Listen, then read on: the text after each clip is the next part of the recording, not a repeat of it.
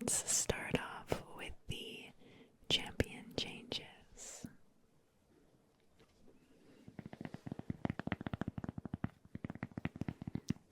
First up, we have Aurelion Soul. And Aurelion Soul got buffed and slightly changed, so he gains less Stardust stacks on minions and more stacks on champions. Lately he's been too weak, especially at the start of Season 14. I think he's just too weak early game to keep up with the additional new objectives and fights that are happening around the grubs.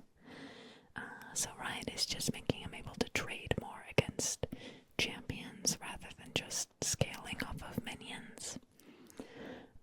So the mana cost on his Q, Breath of Light, went down, and now he just gains more stacks off champions. And the mana cost and cooldown of his W, Astral Flight, got significantly reduced, but his E, Singularity, will get less stacks off minions and monsters. So that's Aurelion Soul.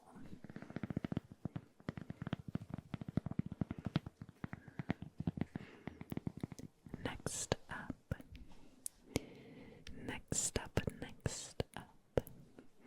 we have Azir.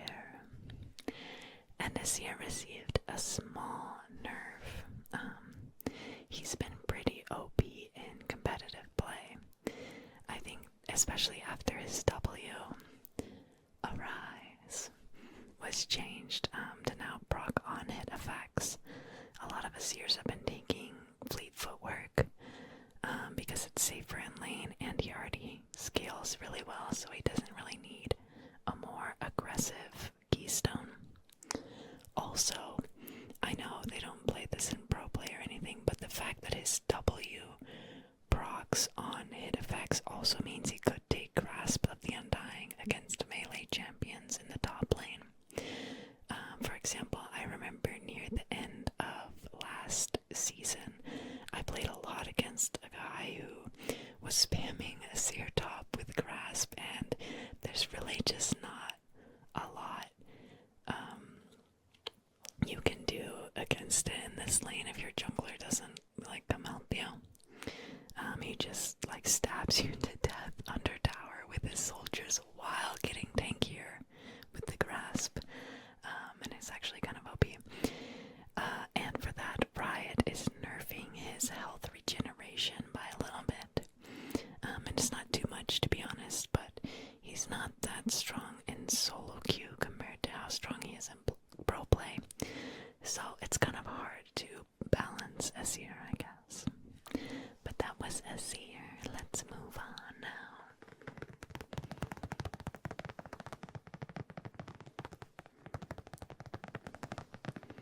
The next champion is Brand. And Brand received a nerf. His jungle clear will be slightly slower, and his passive, Blaze, and his Q, Seer, will be doing less damage as well.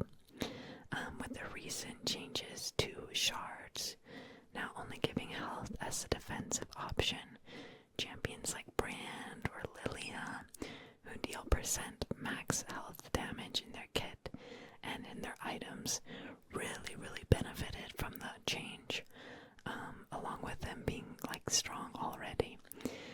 So Brand and Lilia, who we'll talk about later, are getting just toned down a little bit. Also, with the change to Brand's passive last patch, where his passive ticks every 0.25 seconds versus every 1.08 seconds, he ended up doing more damage with Leandri, so he had a indirect buff from last patch. So those are the reasons why he's getting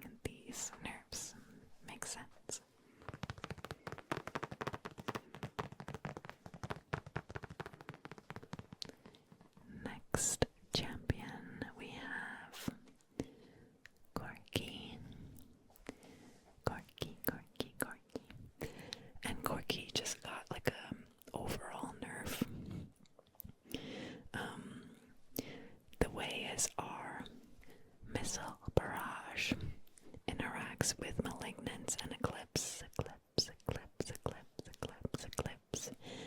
I like that word. Yeah, but the way his R interacts with them, currently one of his missiles from his R procs the passive of eclipse if he has malignance.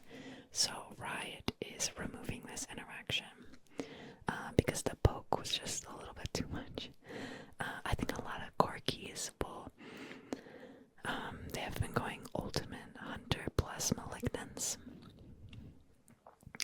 So this Corgi poke build with Malignance and Eclipse became really, really popular and maybe too strong. His W, SpicyRane, however, now does more damage and his mana cost went down.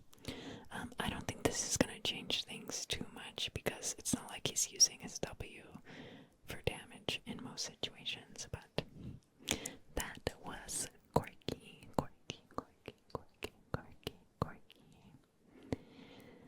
And next up we have Ezreal.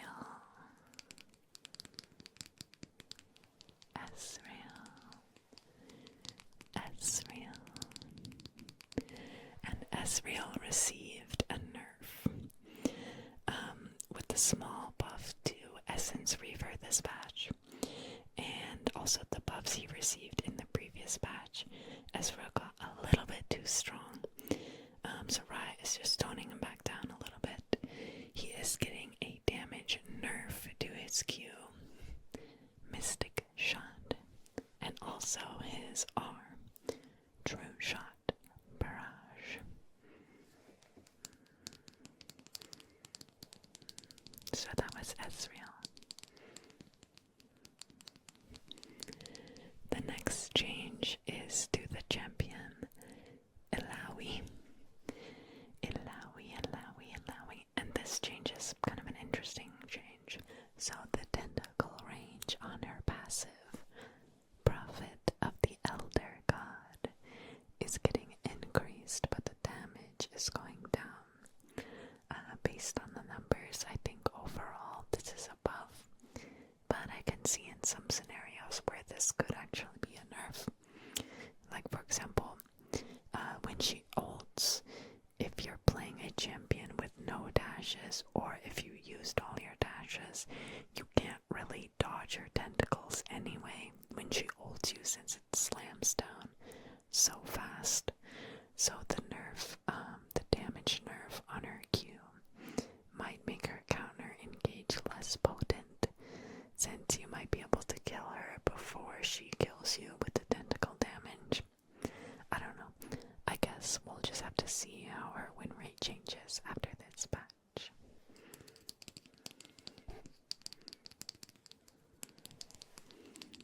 Next up, we have Karma. And Karma received a nerf. Riot has kind of stated that they overbuffed her and are now like toning her back down. For those of you that watch professional play, after her buff last patch, she's been getting picked a lot more often, and it's because she could potentially be flexed picked into 3 roles, mid, top, and support, and honestly maybe even 4 roles as ADC, or as like bot lane rather. But this patch, that probably won't be the case because her R mantra is getting its soul flare damage significantly reduced in the mid to late stages of the game. So we'll probably be seeing a lot less Karma.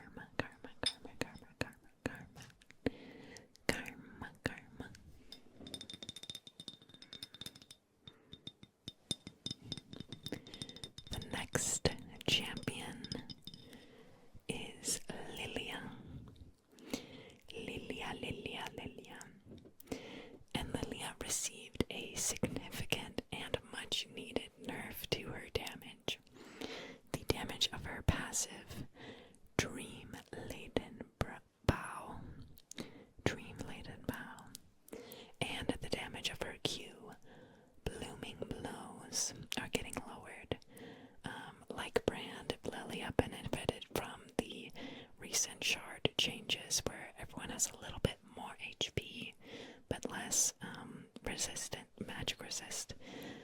So her kit and her items were dealing more damage to them. But I think even before that, she was already a pretty strong pick. And she had one of the fastest clears due to her movement speed. She also benefited from the shard change because she could take the movement speed shard. And with the meta having like a lot of tanks right now, and tanks being OP, Lilia counters tanks, and so she's just a really, really strong pick right now.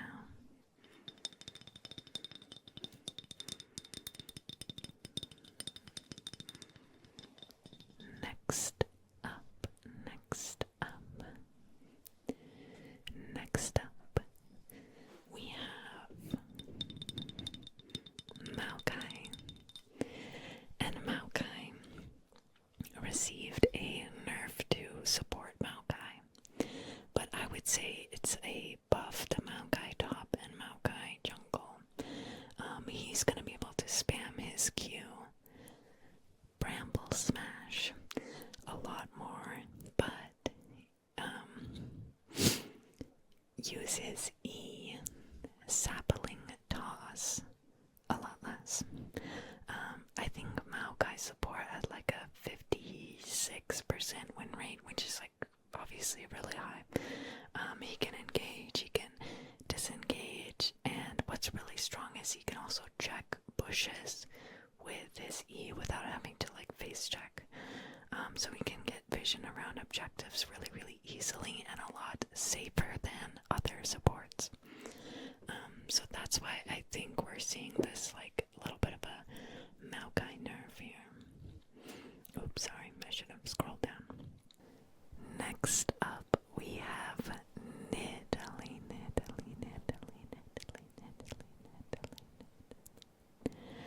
And Nidalee received a buff.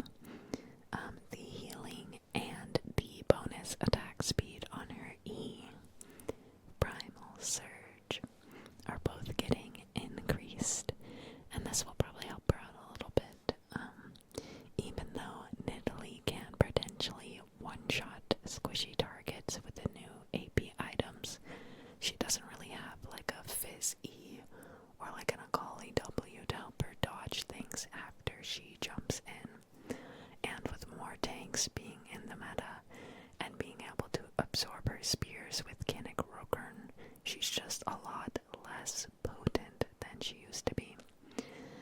And these buffs to the base healing on her E and bonus attack speed might also help out AD Nidalee, because AD Nidalee maxes the E first.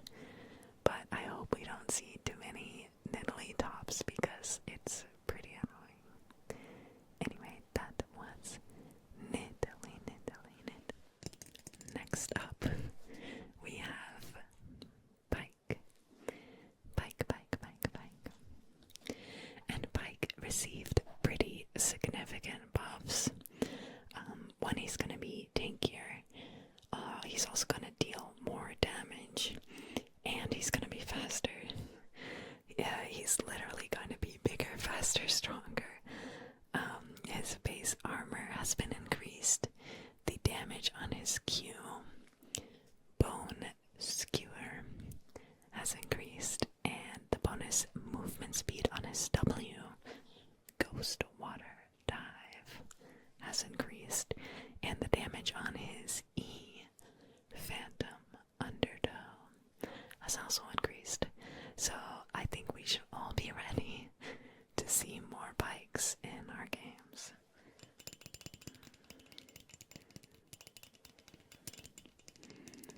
The next champion change is Rengar.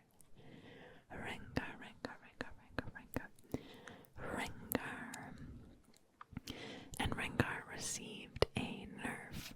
I think he had one of like the highest ban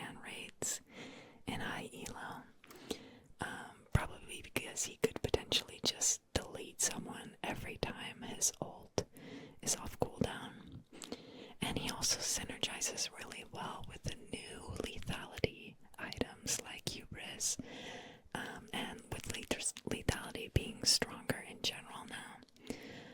That was really good for him. So he's getting his base health decreased, and the damage on his Q, Savagery, decreased by a decent amount.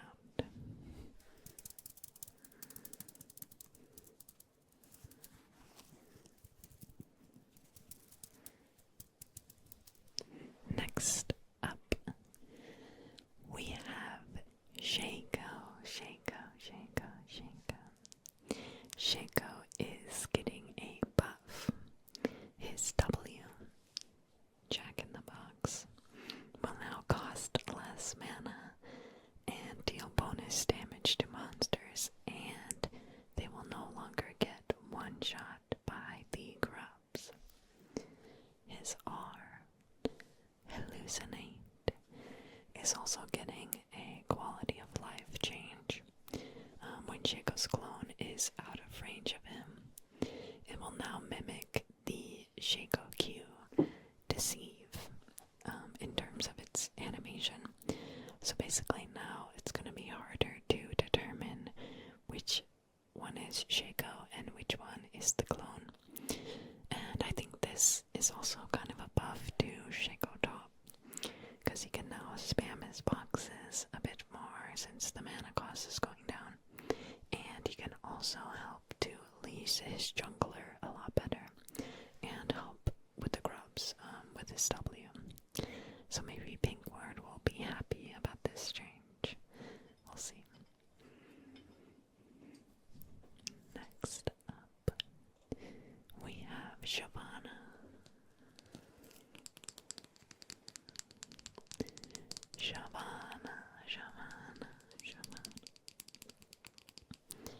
And AP Shyvana received a buff. Her Q, Twin Bite, will now deal more damage with an AP build, and her W, Burnout, will now give more bonus movement speed with ability power. And I'm not sure really if this is gonna help out Shyvana too much. I think the main issue with Shyvana is that she doesn't farm significantly faster than other junglers like she did previously. And that combined with the fact that she doesn't really offer any utility to her team.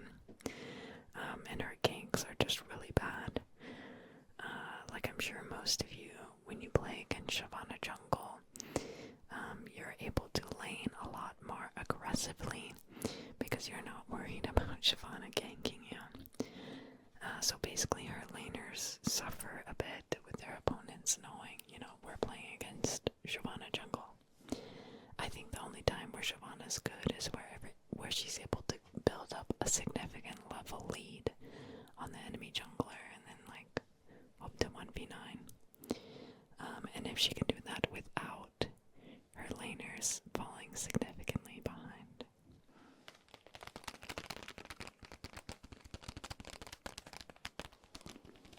Next up, we have Talia, and Talia received a buff. Her Q, Threaded Volley, now deals more damage, specifically at earlier ranks, and her E, Unraveled Earth, now has a lower cooldown.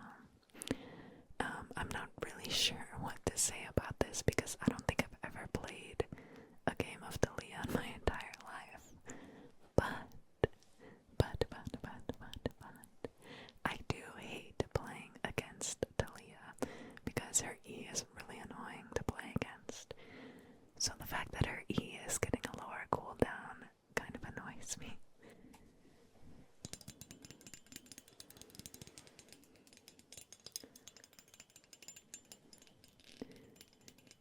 Next up we have Teemo. And basically Teemo received a small change where the indicator that a champion is blinded from his Q, Blinding Dart, displays accurately. Like before, after the indicator says you're no longer blinded, but you're actually still blinded for like a quarter of a second or something.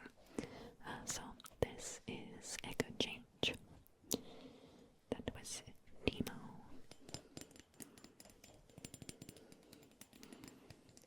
Next up we have Trundle the Troll. And Trundle received a nerf. He's gonna be squishier level 1. And the damage of his Q jump is getting decreased slightly. And I think maybe Riot is knocking Trundle down a bit because tanks are really strong and Trundle is the counter for tanks. And in lower MMR specifically, I think people pick a lot of tanks and Trundle just counters all of them, and then he just split pushes all game. He takes the towers in like 3 seconds. And in lower MMRs, I don't think they know how to deal with that. So to me, this change seems like it's probably geared more towards those lower elos. I'm pretty sure nobody's picking Trundle at the higher ranks, but I don't know. I could be wrong. Anyway, those were the changes to Trundle.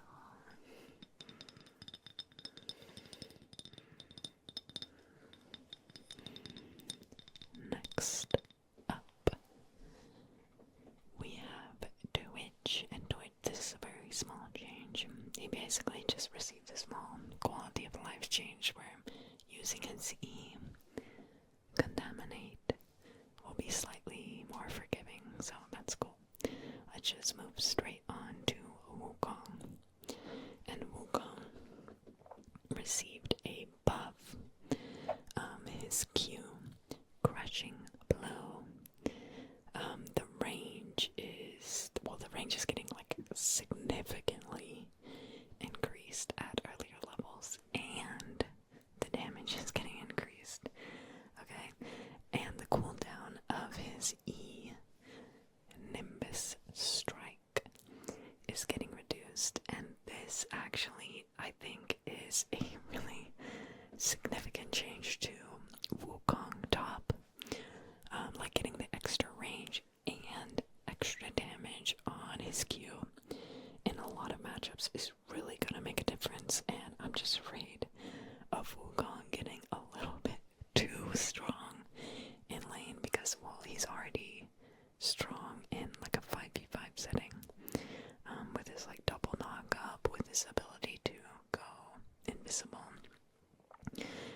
He's also already like has a good all-in lane with his passive, so now he's gonna be able to short trade better and bully with his increased range on his Q. So I guess we'll like just have to see what happens. I don't think you're gonna be able to like blind pick Wukong top because he's still gonna have a lot of bad matchups. Like think about like Malphite, think about Udyr. But this is definitely a really good change if you're going to be using Wukong as a counter pick. Next up, we have Yorick. And Yorick received just an overall buff. He will now have better control over his ghouls. He will now heal a lot more with his Q, Last Rites. And the cast time of his E, Morning Mist, is getting decreased, so now it's going to be harder to dodge. And his R, Eulogy of the Isles, is getting changed so that it deals less damage, but now has no cooldown. And to be honest, I didn't even really know what his ultimate did before, or how it worked, but now I know, so cool. I guess Yorick will be less useless now, but I'm pretty sure he's just still gonna do the same thing where he just split pushes all game.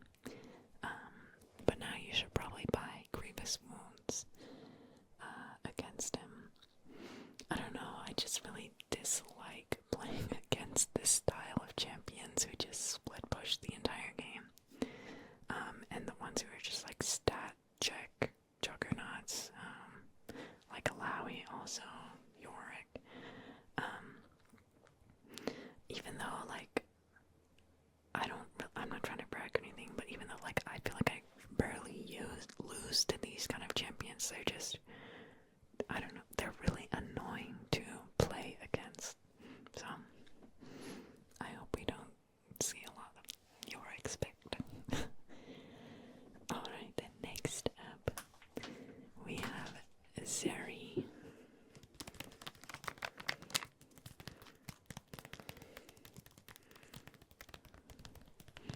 And Zeri is getting a decent buff.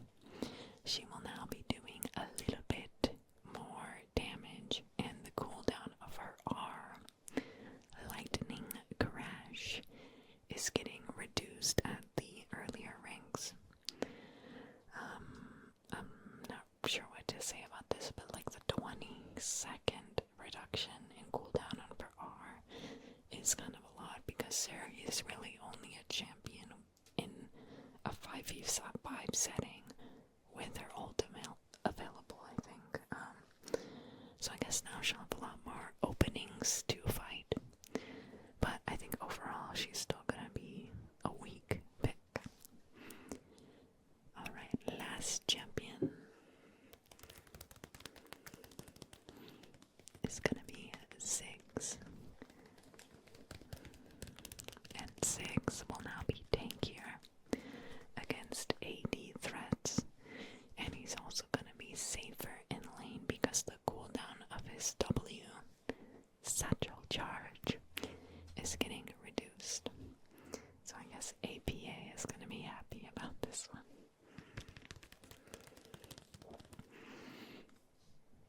Oh, and I'm sorry, there's one more champion change. One more, I almost forgot about Zyra.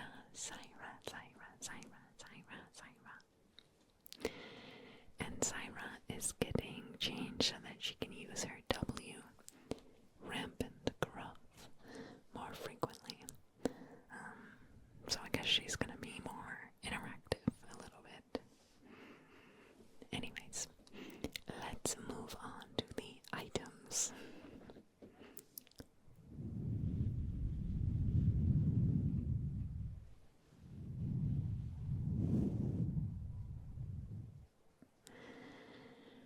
Okay, I'm kind of gonna try to speed run through the items.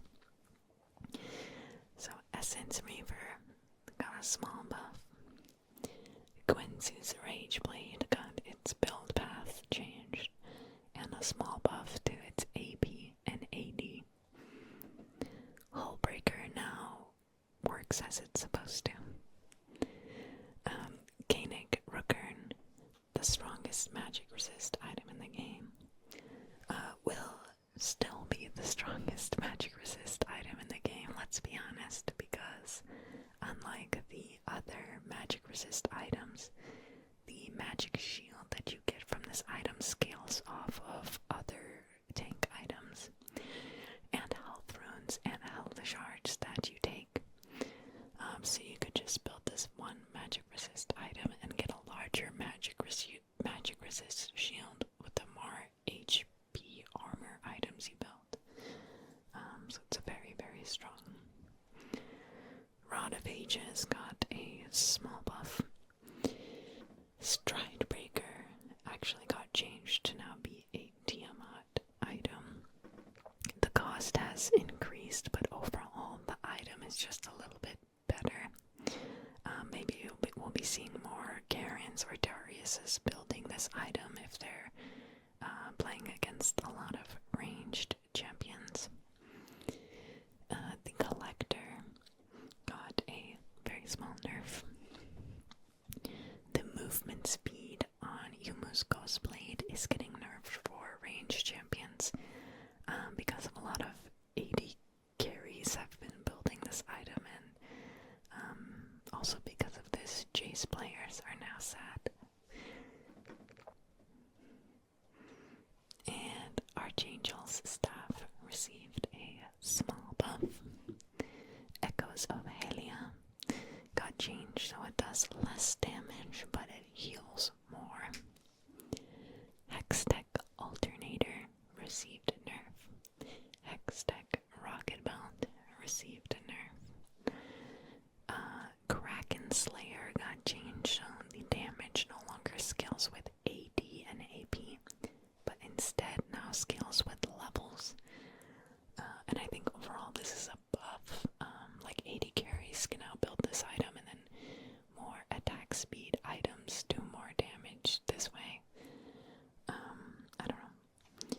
So that's Kraken Slayer. Lichbane received a small nerf.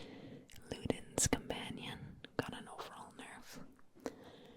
Malignance is now stronger early, but weaker later.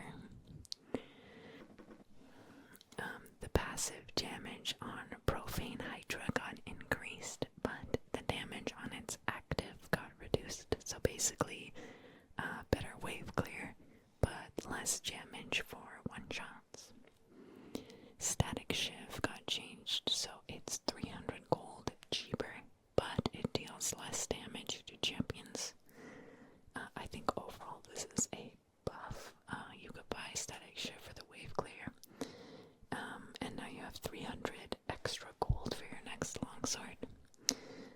Okay, Riot. Storm Razor got changed, so it deals less damage, but movement speed lasts longer. Storm Surge will now do slightly less damage later in the game. Sundered Sky got changed. It gives less AD, but more HP now. Titanic Hydra now gives more HP and deals less damage with the active. And now for the system changes. System changes. System changes.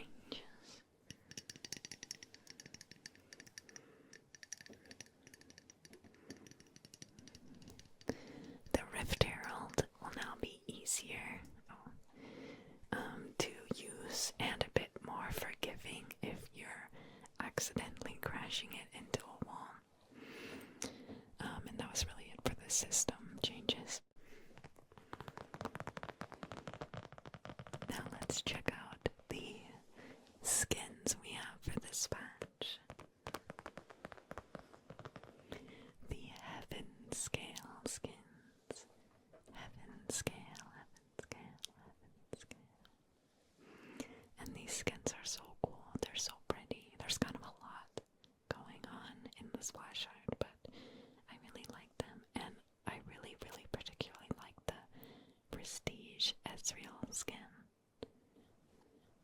I don't know, he just looks very visually interesting to me. And also, let's just take a second to appreciate the abs on the Lee Sin skin.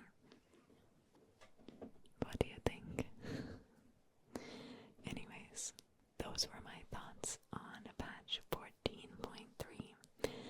You don't have to take anything I say to heart. These are just my opinions.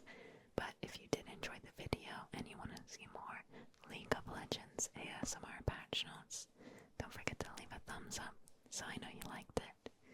And if you want to further support this channel, consider pressing